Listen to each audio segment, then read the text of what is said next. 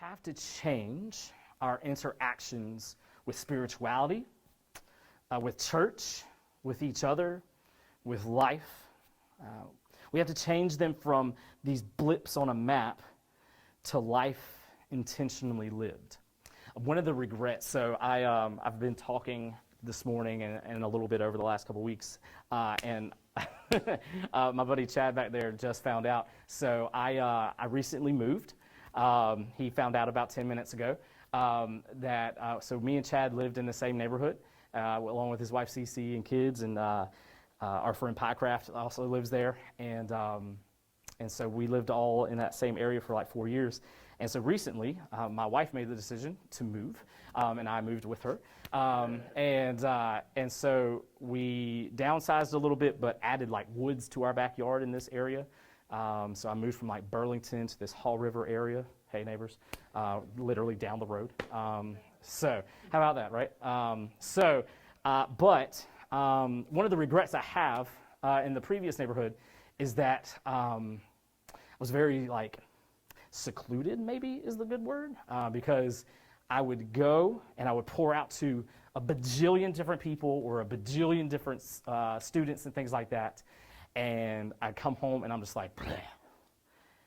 And all of me, deep inside my soul, wanted to be intentional and get to know my neighbors around me, but I got to know like 1, 2, 3, 4, 4 of my neighbors. We say hey to everybody else, but really got to know like maybe 4 neighbors. I wanted to, in this new move, in this new house, be more intentional with my time, to be able to be this incarnate force of love, of hope, of joy, of peace, wherever I'm at. And so I wanted to change my course and live more intentionally. Imagine the biblical account for this morning. Jesus has risen again, appearing first to the women, and then to a small group of disciples, and now appearing to the large group, including this guy, Thomas, who gets a bad rap. My students will see people overreact about something or hear a story, and they will say, who hurt you in your past? Who did that to you to make you this way? Or some variants of that. And many have asked the same thing about Thomas. And there's not a lot that we know about Thomas's past.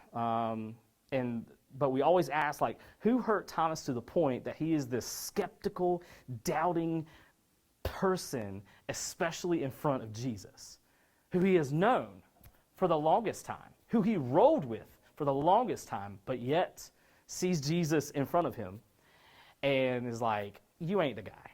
This is all fake. Thomas is in the middle of so much grief in general, though.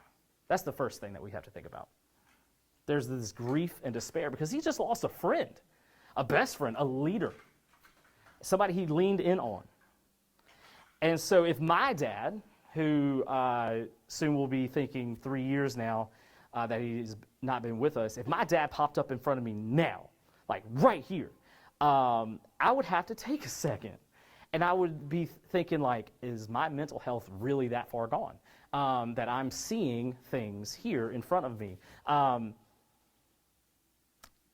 so the disciples are also dealing with the fact that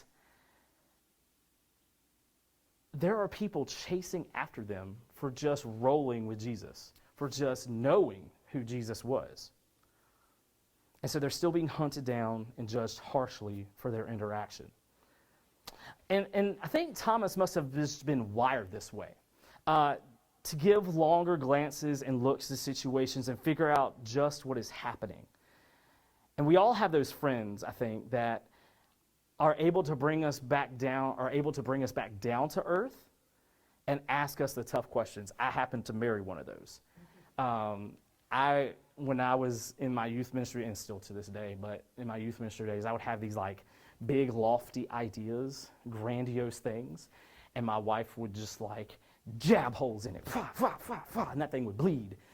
And it would end up dying, and we'd have to rebuild it and things like that. End up better. I wouldn't tell her that to her face, but her ideas and her second glances and her long stares and her questions and her thought-provoking. We can cut this out. Yeah, let's do that.